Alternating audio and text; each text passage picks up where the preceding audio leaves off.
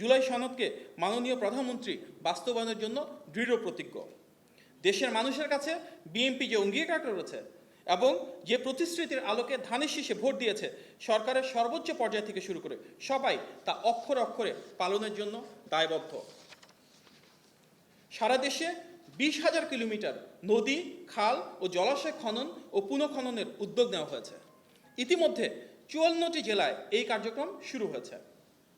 বৈশ্বিক জ্বালানি সংকটের মধ্যেও সরকার জ্বালানি তেলের দাম না বাড়িয়ে এখন পর্যন্ত সর্বোচ্চ নিয়ন্ত্রণে রেখেছে।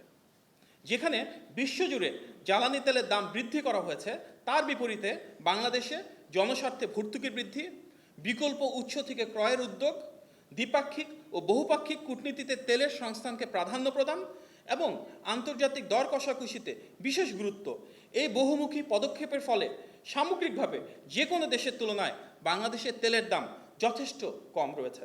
জাতীয় রুফটপ সোলার কর্মসূচি ও নেট মিটারিংয়ের মাধ্যমে মোট 35 মেগাওয়াট বিদ্যুৎ জাতীয় গ্রিডে যুক্ত করা হয়েছে। সরকার 2030 সালের মধ্যে নবায়নযোগ্য জ্বালানি ও বিশেষ করে সোলার বা সৌরশক্তি ব্যবহার করে 10,000 মেগাওয়াট বিদ্যুৎ উৎপাদনের লক্ষ্য নির্ধারণ করেছে।